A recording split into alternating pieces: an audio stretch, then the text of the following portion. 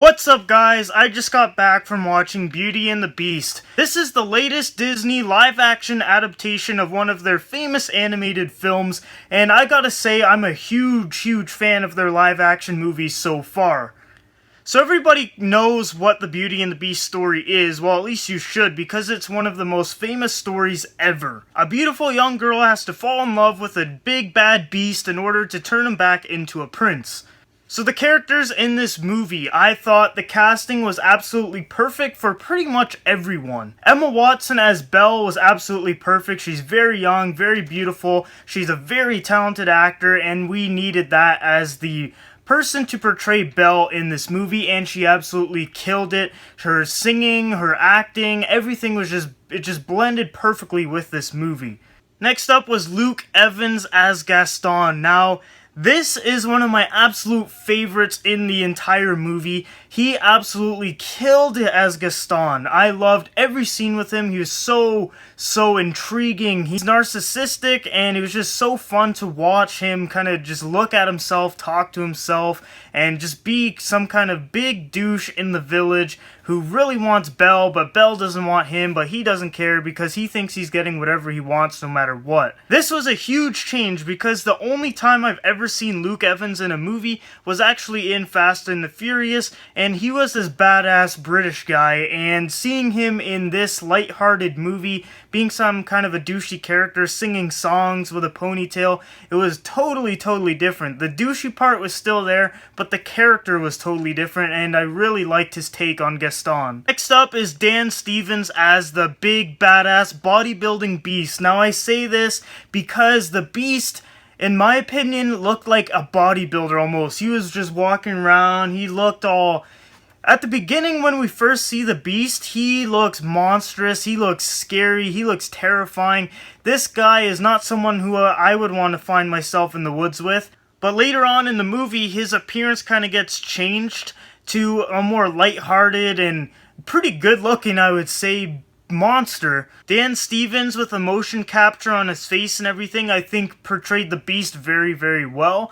The Beast, honestly, was one of my favorite parts of the movie because it starts off, we see him all dark and scary, and then about halfway through the movie, we kind of find the love for Belle, and it starts kind of molding so much more lighthearted and more interesting, and he starts to kind of open up to Belle, and we learn more and more about him, and I really like that. This movie is a musical. It is pretty much the exact same as the animated version, which I don't mind because it is a remake, and I loved the animated version, and obviously if you bring that to a live action version, it's going to be just as good because it's the same thing.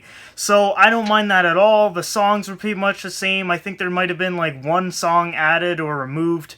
Now, something that I think will go a little unnoticed is the setting in this movie. Everything in this movie looks absolutely amazing. From the village where Belle lives, to the forest, to the Beast's castle. Everything looks amazing, especially the Beast's castle. Everything in there is so fancy and so expensive, and everything just looks absolutely incredible. Every time it was on the screen, I was constantly looking in the corners of the screen around the whole kind of picture to kind of see all the little details in there, especially in the library scene in the Beast's castle. Now, there were a few subtle changes in this movie, which honestly, one might get some people offended, but it's not that big of a deal, which was LeFou.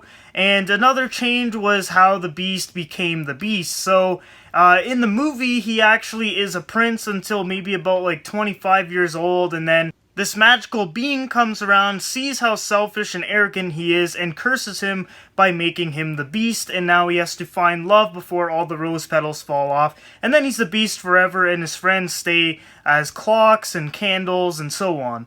And the final change was how the Beast fell in love with Belle and how Belle fell in love with the Beast. And this was done through the love of books. So if you guys know, Belle loves books, and people don't really know how to read in her village because they're all pretty much illiterate. And really, Belle finds someone that loves books as much as her. Beast has his own library, and that's kind of how they come together in this movie. Beauty and the Beast was absolutely packed. When I showed up to the theater, there was literally a line from the IMAX theater all the way around and curved around the theater. That was insane. That was the first movie I've been to in a long, long time that had this many people show up and come that early, really, for a show. So many people were excited for this movie, including me, and honestly, I love this movie, and I'm going to give Beauty and the Beast an A.